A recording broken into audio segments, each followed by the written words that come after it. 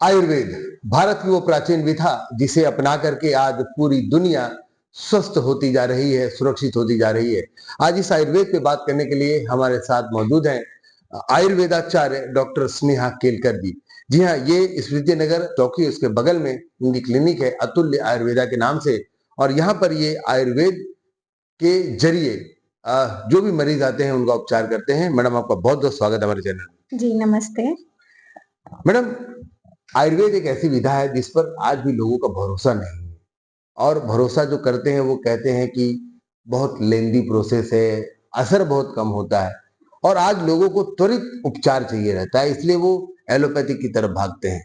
लेकिन एलोपैथिक तो जैसा हम भी समझते हैं कि वो एक दवाई खाइए तो एक चीज ठीक होती है, दो चीज और प्रॉब्लम हो जाती है, सुरक्षित भी है। आप क्या कहना चाहेंगे आयुर्वेद को लेकर के कि लोग आयुर्वेद क्यों अपनाएं? आयुर्वेद को इसलिए अपनाना चाहिए क्योंकि इनकी जो दवाइयाँ होती हैं वो प्योरली हर्ब्स और भस्मों से मिलके बनी होती है। इसमें कोई केमिकल्स यूज़ नहीं किए जाते हैं, बिल्कुल प्राकृतिक औषधियाँ रहती है, इसलिए ये ज़्यादा अच्छी हैं आपकी हेल्थ के लिए। असर देर से होता है, ऐसा लोगों का कहना है कि जो मेडिसिन है, आयुर्वेद की जो मेडिसिन है, वो असर देर से करती है। इस पे क्या कहेंगे? कई लोगों का मानना है कि ये असर देर से करती है, ये एक मिथ है। पर ऐसा है कि अगर आप आयुर्वेद के पास भी सही समय पर पहुँचे, अगर डिसीज़ के शुरुआत में पहुँचेंगे, तो इमरजेंसी ट्रीटमेंट भी आयुर्वेद में पॉसिबल है। यहाँ तक कि आईसीयू में भी पेशेंट्स को ट्रीट कर रहे हैं, हेमोरेजेस, ब्रेन हेमोरेजेस में, आईसीयू के कोविड पेशेंट्स में भी आयुर्वेद के थ्रू सफल इलाज हो रहा है। क्या बात है दोस्तों, ये समझने वाली बात है कि आयुर्वेद में भी आकस्मिक चिकित्सा कक्ष, गहन चिकित्सा कक्ष, जिसे आईसीयू कहा जाता है, इमरजेंसी कहा जाता है, ये सारी चीजें होती हैं। तो मैडम, ये जो आप बोल रही हैं कि इमरजेंसी में भी होता है, तो उन दवाइयों में क्या फर्क होता है जो इमरजेंसी में एलोपैथ में दी जाती हैं और आयुर्वेद में दी जाती हैं? इमरजेंसी की एलोपैथिक जो मेडिसिन्स होती है वो केमिकल्स बेस्ड होती हैं, पर जो आयुर्वेद में यूज़ होती है ये हर्बल होती है और साथ में कुछ भस्में यूज़ की जाती हैं, जैसे कि स्वर्ण भस्म है, हीरक भस्म है और ये फास्ट एक्शन के लिए हम यूज़ करते हैं। और ऐसा नहीं है कि भस्मों से टॉक्सिसिटी बढ़ जाती है, कई बार ऐसा मिथ भी होता है कि भस्मों से बॉडी में टॉक्सिसिटी हो जाती है, क्योंकि कई बार जब मेडिसिन्स होती है, मेडिसिन को लेके एक भ्रांति बनी हुई है। लेकिन हम जब मिठाइयाँ लेने जाते हैं तो मिठाई में भी सोने और चांदी का फ़र्क होता है, वो तो हम आसानी से खा लेते हैं। लेकिन भस्मों के लिए एक मिथ बन गया है कि भस्में खा रहे हैं, सोने की भस्म खा रहे हैं, तो बॉडी में ये नुकसानदेह हो सकती है। पर ऐसा नहीं है, ये फ़ास्ट एक्शन के लिए हम इसमें ऐड करते हैं और इनसे ही फ़ास्ट एक्शन होता है। इमरजेंसी के लिए ये बहुत कारगर रहती हैं भस्में। मैडम, हमने देखा है कि आज के ज़माने में एक बीमारी है शुगर, जी। डायबिटीज़। तो डायबिटीज़ को लेकर के जो एलोपैथिक दवाइयाँ होती हैं, उसके दुष्परिणाम भी हमने देखे हैं, लीवर और किडनी पे बहुत ज़्यादा असर होता है। तो क्या आयुर्वेद में जो इस मधुमेह की जो दवाइयाँ हैं, वो सेफ हैं? आयुर्वेद में मधुमेह को इस तरीके से नहीं लिया जाता कि डायबिटीज़ में हम शुगर कम करना है इसी के तरीके से। डायबिटीज़ क्या है कि लाइफ़स्टाइल डिसऑर्डर है। अगर हमने लाइफ़स्टाइल करेक्ट किया, खान-पान को सही किया, क खाने का टाइमिंग सही किया, सनसेट के पहले अगर खाना खा लिया, तो ये डाइजेशन रिलेटेड प्रॉब्लम कंप्लीट होके और डायबिटीज़ भी कम होती है। और ऐसा है कि लग हम डायरेक्ट डायबिटीज़ की मेडिसिन्स नहीं देते हैं इनमें, हम डाइजेशन रिलेटेड मेडिसिन्स देते हैं। जिससे अगर डाइजेशन इम्प्रूव हुआ, तो अपने आप ही डायबिटीज़ भी कम होती है और कंप्लेंट्स का सारी कम होती है।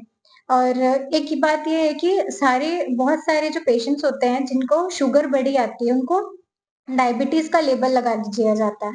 पर अगर जब तक आपको यूरिन की फ्रीक्वेंसी नहीं बढ़ रही, बार-बार यूरिनेशन बहुत मात्रा में नहीं हो रहा है, यूरिन गंदे पानी की तरह नहीं हो रही है, भूख ज़्यादा बहुत तेज़ नहीं लग रही है, थकान नहीं हो रही है, तो तब तक ये डायबिटीज़ नहीं होके ये हाइपरग्लाइसेमिया, सिर्फ़ शुगर बढ़ी हुई आई है। शुगर बढ़ी इसलिए आई है क्योंकि हमारा डाइजेशन इम्प्रूव नहीं है, जितना इनटेक है उतना डाइजेशन नहीं है और इनटेक से ज़्यादा काम कम है। काम कम होने की वजह से ये डाइजेस्ट नहीं हो पा रहा है। इनटेक शुगर इंसुलिन का इनटेक ज़्यादा होने की वजह से डाइजेशन नहीं हो पा रहा है, इस कारण शुगर बढ़ी हुई आ रही जी, है। जी। अगर डाइजेशन इम्प्रूव हुआ, ये खाना जो भी हमने खाया है, इनटेक किया है, वो डाइजेस्ट हुआ, तो ये शुगर भी कम आएगी। फॉर एग्जाम्पल हम मान लेते हैं कि अगर हमने किसी गाड़ी में पेट्रोल डलवाया, जी। उसको यूज नहीं किया, वो वैसी की वैसी ही रखी है। नेक्स्ट डे हम गए, फिर से पेट्रोल डलाया, फिर वैसी की वैसी रखी है। फिर नेक्स्ट डे फिर हम गए, फिर पेट्रोल डलाया, तो क्या होगा, ओवरफ्लो होने लगेगा।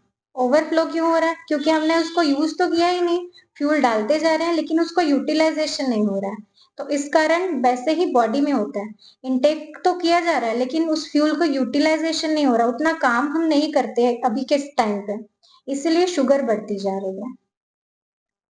क्या बात है दोस्तों, आपने सुना डॉक्टर मैडम ने कितने ही सरल भाषा में आज डायबिटीज को डिस्क्राइब किया है, बताया है कि डायबिटीज एक्चुअल बीमारी है क्या और कैसे होता है। आपका पाचन तंत्र बहुत सारी बीमारियों का जड़ होता है, अगर वो सही रहेगा तो बहुत सारी बीमारियों से और इस शुगर जैसी बीमारी से भी छुटकारा पाया जा सकता है। मैडम, एक चीज देखा गया है, आज एक मेडिकल कॉलेज बहुत उसमें चल रहा है, नामी गिरामी मेडिकल कॉलेज है। उस मेडिकल कॉलेज का नाम है गूगल, जिसे पढ़ करके आम इंसान अपने आप को बहुत बड़े डॉक्टर समझ लेते हैं। एलोपैथ में भी लोग मेडिकल स्टोर से दवाइयां ले लेते हैं, लेकिन आजकल आयुर्वेद का थोड़ा सा चलन बढ़ रहा है। तो आयुर्वेदिक दुकानों से भी जहां मेडिसिन मिलती है, वहां स्वयं जाकर के वो कुछ भी रसायन मांग लेते हैं, कुछ भी मांग लेते हैं पढ़ करके। क्या फर्क हो जाता है फिर उनके खुद के लेकर के खाने में और एक डॉक्टर जब प्रिस्क्राइब करता है, उसमें क्या फर्क रहता है? जी, ऐसा आजकल बहुत हो रहा है कि over the counters medical shop से लोग लेकर मेडिसिन अपना खुद के डॉक्टर बन के मेडिसिन लेके अपना ट्रीटमेंट शुरू कर देते हैं। पर क्या होता है कि ना उन्हें डोज पता है उस मेडिसिन का, ना अपनी प्रकृति का ज्ञान है, या फिर अपने दोषों का इम्बैलेंस क्या है वो भी उनको नहीं पता होता है, और मेडिसिन लेते हैं तो उनसे उनको फायदा कई बार नहीं होता और कई बार ऑपोजिट रिएक्शन होता है, जिसको नेगेटिव हम बोल सकते हैं।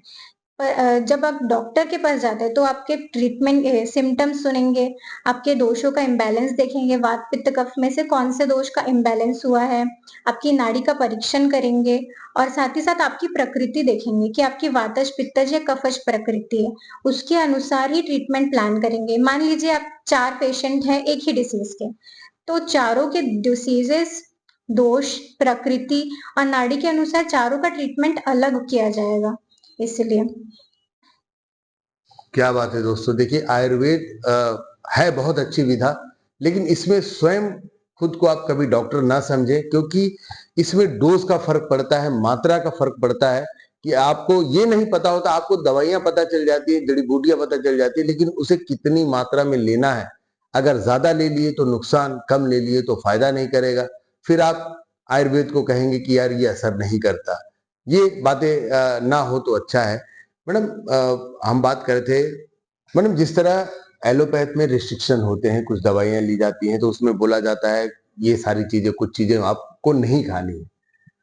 आयुर्वेद से इलाज जब आप करते हैं तो उसमें खान पान को लेकर के ही कुछ कहा जाता है, उसमें कुछ रिस्ट्रिक्शन है, क्या रहती है उसकी रिस्ट्रिक्शन? रिस्ट्रिक्शन एज सच ऐसे होती है कि डिसीज के अकॉर्डिंग कुछ रेस्ट्रिक्शन होती है कि ये डिसीज है, जैसे मान लीजिए अगर डायबिटीज है तो उसमें हम दूध दही ये सारी चीजें बंद कराएंगे। शाम का खाना जो है, नॉर्मली सारे पेशेंट्स का या जो स्वस्थ इंसान है उन्हें भी शाम का खाना 7 बजे के अंदर अंदर खा लेना चाहिए, कि जैसे सनसेट होता है वैसे ही हमारी डाइजेस्टिव फायर भी वीक हो जाती है। उसके कारण जो उसके बाद जो भी खाना खाया जाता है वो पेट में जाके डाइजेस्ट नहीं होता और अनडाइजेस्टेड फॉर्म में पड़ा रहता है, और फिर वो ऐसे ही रखा रहा तो वो बीमारियां ही पैदा करता है और इसमें कोई पोषण नहीं दे पाता। और एक चीज है कि हमें बॉइल वाटर यूज करना चाहिए। बॉइल वाटर करने से हमें ये ऐसा नहीं है कि कीटाणु मारना है, कीटाणु तो मरेंगे ही, पर ये है कि पानी को भी पचने के लिए हमें हल्का बनाना होता है, कि पानी भी अगर हैवी है तो वो पचने के लिए हल्का हो जाए। पचने में हल्की चीजें खानी चाहिए, जो भी हल्की हो, और भारी जैसे पचने में भारी चीजें चना, मटर, राजमा, पनीर, ये सारी चीजें अवॉइड करनी चाहिए, जिससे कि डाइजेशन हैम्पर ना हो और मेडिसिन जल्दी से काम करने लगे, इस तरीके से। क्या बात है, बहुत अच्छी जानकारी मिल रही है दोस्तों। शाम के 7 बजे के पहले भोजन कर लेने से आपका डाइजेस्टिव सिस्टम सुधर जाएगा, क्योंकि आपके शरीर को ये समय देगा, समय मिलेगा कि जो आपने खाया है उसे वो कम से कम पचा सके। देर खाने से उसके बाद रात में सोना हो जाता है, और सोते समय मेरे ख्याल से शरीर के जो पाचन क्रिया है वो काम करना थोड़ा सा स्लो कर स्लो हो देती जाता है। है। जी हाँ, स्लो हो जाता है, कम नहीं हो, खत्म नहीं होता, स्लो हो जाता है, तो इसे ध्यान में रखना बहुत जरूरी है। मैडम दवाइयों को लेकर के अगर बात करें, उपलब्धता, आयुर्वेद की दवाइयां महंगी हैं, ऐसा क्यों? जी, कुछ दवाइयाँ महँगी है, जैसे कि जो दवाइयों में जिन दवाइयों में स्वर्ण डाला हुआ है, हीरक डला हुआ है, जो भस्में हैं वो महँगी होती है क्योंकि हम गोल्ड का रेट अभी देख रहे हैं कि आसमान छू रहा है, तो उनकी भस्मों का रेट भी वैसे ही उसी के अकॉर्डिंग होगा। लेकिन ज़रूरी नहीं है कि हर एक पेशेंट गोल्ड की ही बनी हुई मेडिसिन्स प्रयोग करे। जिन पेशेंट्स में गो फास्ट एक्शन चाहिए, जैसे कि आईसीयू में है या कोई फास्ट एक्शन चाहिए, प्लेटलेट्स बहुत जल्दी-जल्दी गिर रहे हैं डेंगू में, तो वहाँ पे हम स्वर्ण के दवाइयों का प्रयोग किया जा सकता है। लेकिन जहाँ पर नॉर्मल डिसीज़ेज़ हैं, डाइजेशन रिलेटेड हैं, डायबिटीज़ है, इनमें स्वर्ण की दवाइयों का ज़रूरत नहीं है। तो इनमें हम प्रयोग कर सकते हैं नॉर्मली जो शास्त्रोक्त काष्ठ औषधियाँ हैं, गुट्टी-वट्टी हैं, ये सारी दवाओं का प्रयोग कर सकते हैं, जो कि नॉर्मलाइज़ रेट में रहती हैं, इतनी महँगी बहुत ज़्यादा नहीं होती। और कुछ दवाइयाँ इस तरीके से भी महँगी होती है कि जो हमारे वैद्य हैं वो अपने हैंडमेड बनाते हैं। जहाँ हाथ से बनेगा और मशीन से बनेगा तो इनमें कॉस्टिंग में थोड़ा बहुत तो अंतर आता ही है ऐसा है। दोस्तों दवाइयाँ महँगी क्यों हैं, वो आपने आपको जानकारी दी है, क्योंकि कुछ दवाओं में स्वर्ण भस्म, हीरे के भस्म, चांदी के भस्म मिले होते हैं, और सोने, चांदी, हीरे का रेट आप समझ रहे हैं। उसे उस हद तक जलाना कि वह भस्म में कन्वर्ट ना हो जाए, तब तक उसे जला करके उसकी भस्म निकाली जाती है, और वो भस्म ज़ाहिर-सी बात है महँगी तो होगी ही। मैडम हम बात कर रहे हैं आयुर्वेदिक पद्धति की। एलोपैथ पद्धति में किसी भी विकार को, कुछ जो अलग, जो बड़े विकार होते हैं उसको दूर करने के लिए शल्य चिकित्सा होती है। क्या आयुर्वेद में भी शल्य चिकित्सा का प्रावधान है? जी, बिल्कुल, शल्य चिकित्सा का एक डिपार्टमेंट ही हमारे आयुर्वेद में अलग से किया हुआ है। अभी कुछ चीज़ों के उसमें ऑपरेशंस होते हैं, पर आगे चल के जैसे आई ट्रीटमेंट होता है, आई का ऑपरेशन हो रहा है, वॉट्स रिमूवल, कॉर्न रिमूवल ये तो होते ही हैं। आगे चल के और भी ऑपरेशंस होंगे। पर ये है कि अगर हमें आयुर्वेद में ऐसा होता है कि पहले मेडिसिन के थ्रू जाते हैं हम, फिर पंचकर्म में जाते हैं, पर जब नहीं उससे भी नहीं होता तब शल्य चिकित्सा में जाते हैं। पर अगर हम मेडिसिन से ही हमने डिसीज़ को कंट्रोल कर लिया, तो ये ऑपरेशन तो लास्ट ऑप्शन बचता ही है, ऐसा है। और शल्य चिकित्सा में आपने बात करी है तो हम एक अग्निकर्म, विद्यकर्म एक एक अलग टॉपिक इसमें आता है शल्य चिकित्सा के अंडर ही, जिसमें हम फास्ट रिलीफ दे सकते हैं। जैसे कि कोई पेन का पेशेंट हुआ, तो हम इसमें अग्नि और विद्यकर्म करते हैं, तो बिल्कुल विदिन मिनट्स आपको रिजल्ट्स दिख जाते हैं। जैसे नी पेन के पेशेंट आते हैं हमारे पास, जॉइंट पेन के आते हैं, कमर दर्द के पेशेंट आते हैं, तो इनका हम फास्ट रिलीफ तुरंत ही पेशेंट आता है 1-2 मिनट के अंदर हमने थेरेपी करी, तुरंत ही बोलते हैं कि 15-20 मिनट 50-20% तो अभी ही आराम मिल गया है। फिर कुछ नेक्स्ट 3-4 सिटिंग्स में और साथ में कुछ मेडिसिन्स में उनको पूर्णतः आराम मिल जाता है। और ये है कि एक कॉर्न रिमूवल और वॉट रिमूवल जैसे मस्से हो जाते हैं, उनको भी हम रिमूव करके परमानेंटली उसको हटाया जा सकता है, जिसके अग्निकर्म से अगर हमने वॉट या मस्से को निकाला, तो वो दोबारा नहीं आते, एक बार निकालने के बाद में। इस तरीके से शल्य चिकित्सा का भी प्रावधान इसमें आयुर्वेद में होता ही है। क्या बात है मैडम! एक बात और सामने निकल कर के आ रही है।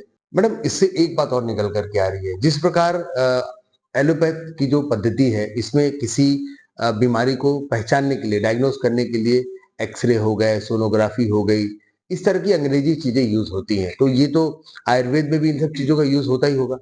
जी, बिल्कुल होता है कि ये जो प्रोसेस है, ये पैथोलॉजी ये सारी चीज़ें हैं कि हमने एक्स-रे करवाया है, सीटी स्कैन, ये एलोपैथी का नहीं है। ये फिज़िक्स और केमिस्ट्री फिज़िक्स के कुछ प्रोसेस से निकल के आके ये एक हमें एक जी बिल्कुल अब हम जो एक्स-रे कराते हैं, सीटी स्कैन या फिर ईसीजी करवाया जाता है, तो ये सब एलोपैथी का ही नहीं है।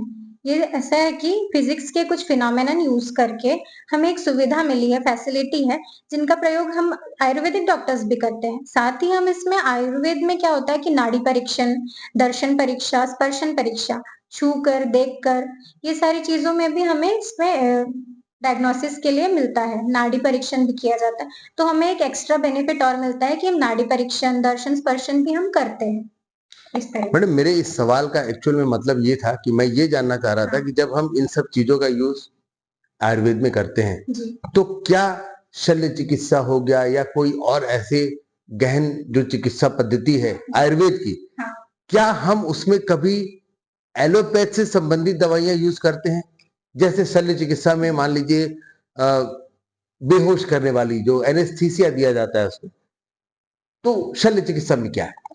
हाँ जी, आयुर्वेद में भी इस तरीके की दवाइयाँ हैं जिससे एनेस्थेटिक इफ़ेक्ट आता है और इनमें हम एलोपैथी की दवाइयाँ नहीं यूज़ करते हैं। आयुर्वेद की एनेस्थेटिक द्रव्यों का प्रयोग करते हैं। जैसे एलोपैथ में एंटीबायोटिक्स का प्रयोग किया जाता है। हम ऐसा द्रव्य यूज़ करते हैं जो एंटीबायोटिक इफ़ेक्ट तो हो, लेकिन वो प्रॉपरली एंटीबायोटिक एलोपैथी की नहीं होती। वो आयुर्वेद के ही ऐसे द्रव्य होते हैं जो बॉडी में बायोटिक्स मतलब बैक्टीरिया, माइक्रोब्स को बढ़ने से कम करते हैं और इस तरीके से काम करते हैं। मैडम एक भ्रांति और फैली हुई है कि जो आयुर्वेद की दवाइयां होती है ये पेट में जाने के बाद गर्म करती है, हीट करती है। जी। इसके लिए क्या कहेंगे? जी, ऐसा बहुत लोगों का मिथ है कि गरम करती हैं दवाइयाँ, हमें सूट नहीं करेगी, आप इस तरीके से प्लान करिएगा या फिर हम आयुर्वेद की दवाइयाँ नहीं लेंगे क्योंकि गरम करती हैं। पर ऐसा नहीं है क्योंकि आयुर्वेद में चंदन भी एक औषधि है, खस भी एक औषधि है और है मुस्ता है, ये सारी शीतल औषधियाँ हैं, अशोक है, तो ये भी तो शीतल औषधियाँ हैं। पर क्या होता है कि डॉक्टर अपने आपसे आपको देखेगा आपके दोष कौन से बड़े हैं, अगर आप में पित्त बढ़ा हुआ है, पित्त प्रकृति के हैं, आप में अगर जलन की टेंडेंसी है, तो डॉक्टर उस हिसाब से प्लान करेगा, चंदन ऐड करेगा, उशीर ये सारी चीज़ें ऐड करेंगे। पर ये होता है कि आप अगर बाहर से जाके खुद ही मेडिसिन्स प्रिस्क्राइब करके खुद ही लेते हैं, तब आप इसका नॉलेज नहीं रख पाएँगे कि आपको कौन-सी मेडिसिन लेनी है। इसीलिए आयुर्वेद में तो दोनों तरीके से मेडिसिन्स होती है, गरम भी है और ठंडी भी है। दोस्तों आप सुन रहे हैं कि ये जो आयुर्वेद की विधा है ये कितनी गहरी है और मुझे लगता है कि इसे जानने के लिए हमारा एक एपिसोड कम पड़ेगा। तो आज हम अपनी बात यहीं खत्म करना चाहेंगे और अगली जो बातें हैं हम आपके ऊपर छोड़ते हैं। अगर आपको कुछ अगर जानकारी चाहिए तो हमारे चैनल पे संपर्क करें, अपने कमेंट दें और आपके कमेंट में अपने सवाल लिखें। हम उन सवालों को लेकर के एक बार पुनः आयुर्वेदाचार्य स्नेहा केलकर जी से मिलेंगे और उनके भी जवाब आपको देने का प्रयास करेंगे। स्नेहा जी आपका बहुत बहुत धन्यवाद जो आपसे नमस्ते, धन्यवाद। ये थे हमारे बीच में आयुर्वेदाचार्य स्नेहा केलकर जी जिन्होंने बहुत सारी बातें बताई हैं कि आयुर्वेद उत्तम क्यों है। इसमें इसमें इन दवाओं में कभी भी साइड इफेक्ट देखने को नहीं मिलता है। साइड इफेक्ट एक ही शर्त पे आएगा कि अगर आप जो दवाइयां खुद डॉक्टर बन करके ले रहे हैं या फिर आपके रोग का डायग्नोस सही ना हुआ हो, पता नहीं लगा हो और उसके एवज में आप दवाइयां लेंगे तो जाहिर सी बात है कोई भी चीज साइड इफेक्ट करती ही है। तो आने वाले एपिसोड में हम आपके पूछे गए सवालों को लेकर फिर हाजिर होंगे और उसके जवाब हम आपको देंगे। तब तक के लिए हमारे साथ बने रहिए, देखते रहिए साथी संदेश लाइव। मैं हूं संतोष शर्मा, दुर्ग भिलाई से।